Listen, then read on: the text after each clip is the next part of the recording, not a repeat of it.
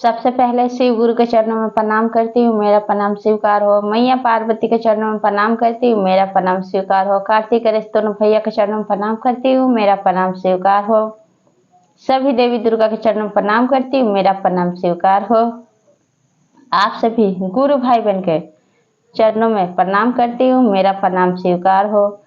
और महादेव से दया मांगती हूँ कि हे महादेव, जितने मेरे गुरु भाई बहन हैं सबका रुका हुआ काम बनाइए, सब पे दया कीजिए, पल पल दया कीजिए। आज मैं कथा जो सुनाने जा रही हूँ, महादेव ने मैया पार्वती के लिए बनाया झूला। कथा बहुत सुंदर है, शुरू से अंत तक सुनिएगा। कथा अच्छा लगे तो मेरे वीडियो को लाइक कीजिए। अगर आप लोग मेरे चैनल पर नए हैं तो चैनल को सब्सक्राइब कीजिए, घंटी के निशान को जरूर प्रेस कीजिए ताकि कोई भी कथा डाले आप लोगों के पास आसानी से पहुंच जाए और आप लोग महादेव का नया नया चर्चा सुन सके और महादेव से जुड़ सके। दोस्तों में, रिश्तेदारों में शेयर कीजिए। कमेंट बॉक्स में हर हर महादेव जरूर लिखिए। भगवान का नाम बोलने से, लिखने से, सुनने से सारी कष्ट, सारी परेशानियां दूर होती है। और गुरु भाई बहन, आप लोग से हाथ जोड़ कर विनती करती हूँ कि आप लोगों के साथ से, आप लोग के सपोर्ट से महादेव का चर्चा और भक्त तक पहुंचे तो वीडियो को ज्यादा से ज्यादा लाइक कीजिए और ज्यादा से ज्यादा शेयर कीजिए। इससे ये होता है कि महादेव का चर्चा और भक्त तक आसानी से ये वीडियो पहुंचता है। तो वीडियो को ज्यादा से ज्यादा लाइक किया कीजिए। चलिए ज्यादा बात नहीं करते हुए कथा शुरू करती हूँ। एक समय की बात है कि सावन महीना आने वाला होता है और मैया पार्वती के मन में बहुत लालसा जगता है कि मेरे लिए भी महादेव झूला बनाते तो मैं भी झूला झूलती। सावन के महीने में आप लोग को तो पता ही है कि जितनी मैया हैं, जब सावन आने वाला होता है तो इसमें झूला झूलना अनिवार्य होता है। अब यही मन में लालसा लिए अपने घर से निकल के मैया पार्वती महादेव के पास कैलाश पर्वत पे जाती हैं। अब पूछती हैं मैया पार्वती महादेव से कि स्वामी, आप कहीं जा रहे हैं क्या? महादेव कहते कि हाँ देवी पार्वती पे जा रहा हूँ, मैं ध्यान लगाने जा रहा हूँ, ध्यान में लीन होने जा रहा हूँ। क्या तुमने खाना बनाया है? मुझे बहुत तेज की भूख लगी है। अब गुस्से में मैया पार्वती कहते कि नहीं, आज मैंने कोई खाना नहीं बनाया है, आज मेरे सिर में हो रहा है बहुत तेज की दर्द, आज मैं जा रही हूँ आराम करने। अब महादेव कहते हैं, मन ही मन सोचते हैं कि क्या देवी पार्वती मुझसे नाराज है क्या? पूछते कि हे देवी पार्वती, क्या तुम मुझसे नाराज हो? तो मैया पार्वती अपने मन के लालसा को दबा लेती है, कहती कि नहीं नहीं, मेरे सिर में दर्द हो रहा है, मैं जा रही हूँ आराम करने। घर के अंदर वहां से चली जाती हैं। अब उसी समय नंदी दौड़े दौड़े आते हैं। तब कहते हैं नंदी कि हे प्रभु, क्या आपको पता नहीं है? पूछते हैं महादेव, क्या पता नहीं नंदी, तुम्हारी माँ को पार्वती को क्या हो गया है? आज रूखी रूखी सी बातें कर रही है। आज मैंने खाना के लिए पूछा तो कह रही कि आज मैं खाना नहीं बनाई हूँ, मेरे सिर में बहुत तेज की दर्द हो रहा है।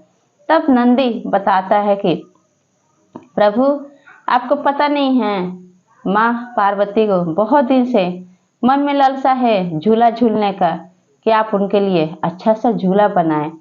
तब महादेव कहते हैं कि नंदी, हमें क्या करना चाहिए? नंदी कहता है कि प्रभु, आपको माँ पार्वती के लिए झूला जरूर बनाना चाहिए, तब भी जाके माँ पार्वती का क्रोध शांत होगा। तब कहते हैं महादेव नंदी से कि तुम जाओ और तुम बाजार से जो झूले पटला लगाया जाता है वो ले आना और बढ़िया से, और भी अपने शिवगर को बुलाते हैं और उन लोगों से कहते हैं कि जाओ तुम बागों से बढ़िया बढ़िया फूल लेके आना और अपने शिवगर को, देवगर को जितने होते हैं उन लोग को अपने अपने कार्य में व्यस्त कर देते। जो भी झूला का सामान चाहिए वो भेज देते। किसी से कहते हैं रस्सी लाओ, किसी से कहते हैं फूल लाओ, कुछ किसी से कहते हैं पटला लाओ। सबको लेकर चले जाते हैं उपवन सरोवर में। वहां पे जाके एक पेड़ पे रस्सी बांध के उसे पटला रखे और खूब बढ़िया फूलों से झूला को सजा देते हैं। अब इधर खटपट खटपट की आवाज सुन के अब मैया पार्वती सोचती हैं आखिर बाहर से क्या चीज की आवाज आ रही है। अब मैया पार्वती कहती है कि बाहर ऐसा क्या चीज है जिस चीज की आवाज आ रही है। अब क्या होता है गुरु भाई बहन, इधर जब महादेव और मैया पार्वती, जब महादेव झूला बना देते हैं अपने देवगर के साथ और बना के जब चले जाते, उसी समय दो दैत्यराज आके और रात को 12 बजे और देखते हैं कि उपवन सरोवर में महादेव मैया पार्वती के लिए झूला बनाए हैं, तो आके तलवार से हल्का हल्का काट देते हैं। उसी समय महादेव के दोनों नाग निकले होते हैं जंगल की सैर करने के लिए। अब दोनों देखते हैं कि माँ पार्वती का तो झूला दोनों दैत्य राक्षस काट दिए हैं। माँ पार्वती और जब झूलेगी, महादेव झुलाएंगे तो माँ पार्वती गिर जाएंगी, उनको चोट लग जाएगी। अब क्या होता है गुरु भाई बहन, कब वहां से रात को ही झूले को हल्का हल्का से तलवार से काट के चले जाते हैं दैत्यराज दोनों। अब अगले दिन जब माँ पार्वती जाती हैं उपवन सरोवर में, तो क्या देखती हैं, वहां पे महादेव अपने देवगर के साथ, बहुत सारे देवगर रहते हैं, सब वहां पे इकट्ठे हुए रहते हैं। तो जाकर देखती हैं तो क्या देखती हैं, वहां पे खूब सुंदर सा झूला बना हुआ है। ये सब देख के मैया पार्वती बहुत खुश होती हैं और मुस्कुराते हुए कहती हैं महादेव से कि स्वामी, ये झूला क्या आपने मेरे लिए बनाया है? तब महादेव कहते कि हाँ देवी पार्वती, ये झूला मैंने आपके लिए बनाया है। आपको याद नहीं है, आप मुझसे बोली थी कि स्वामी आप मेरे लिए झूला बना दीजिए, सावन महीना आने वाला है और मेरा भी मन में लालसा है कि मैं भी अपनी बहनों के साथ मैं भी झूला झूलूं, और वो भी आपको हाथ का बना हुआ, तो इसलिए मैंने बनाया है। आओ बैठ के देखो झूला कैसा बना हुआ है। तब क्या होता है कि मैया पार्वती महादेव के साथ जब झूला पे माँ पार्वती बैठ के जब झूलने लगती है, महादेव झुलाने लगते हैं, तो क्या देखती हैं कि दोनों रस्सी पे नाग लटके हुए रहते हैं।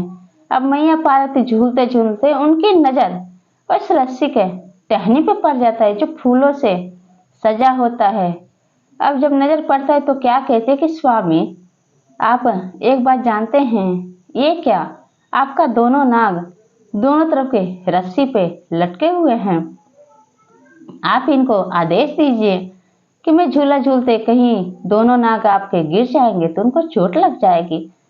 तब महादेव कहते हैं दोनों नाग से कि तुम दोनों यहाँ पे क्यों लटके हुए हो, तुम दोनों उतर जाओ, तुम लोग गिर जाओगे, चोट लग जाएगी। माँ पार्वती ना गिरे झूला से, इसलिए दोनों नाग महादेव के बात का उल्लंघन कर देते हैं, महादेव के बात को नहीं मानते हैं और वैसे रस्सी पकड़ के लटके रहते हैं कि माँ पार्वती झूला झूलते समय झूला से ना गिरे, नहीं तो चोट लग जाएगी। अब क्या होता है, बेटा तो बेटा ही होता है गुरु भाई बहन, माँ पे आज नहीं आने दे सकता। तब क्या कहती हैं मैया पार्वती कि स्वामी आप ये दोनों नाग को हटाइए, हमारे पुत्र को चोट लग जाएगी। आप जैसे महादेव दोनों हाथ से दोनों नाग को अपने हाथ से उठा के साइड में रखते हैं तो उनकी नजर वो कटी हुई रस्सी पे पड़ जाती है। अब दोनों नाग नहीं बताते महादेव से कि क्या बात है, लेकिन महादेव तो अंतर्यामी हैं, वो तो 3 लोक के मालिक हैं, वो तो जीव जंतु पशु पक्षी दानव इंसान सब के मालिक एक सब देव वो महादेव हैं। वो ध्यान लगाते हैं, उनको पता चल जाता है कि 2 दैत्यराज आए थे राक्षस और आके तलवार से इसको दोनों तरफ हल्का हल्का काट लिए हैं।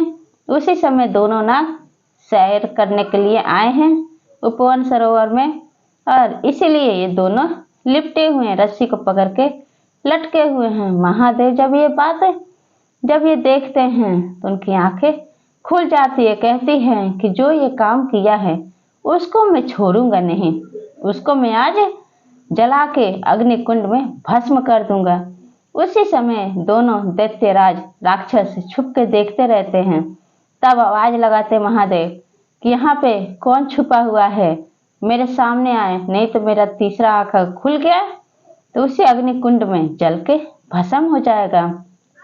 अब दोनों दैत्यराज राक्षस क्या करते हैं कि हाथ जोड़ के महादेव के कदमों में गिर जाते हैं और कहते हैं कि महादेव आप मुझे माफ कर दीजिए, आप तो सबके मालिक हैं, आप तो 3 लोक के मालिक हैं, आप लोग को तो पता है गुरु भाई बहन, महादेव के सामने कोई भी माफी मांगे तो उनका नाम ही है भोले भंडारी।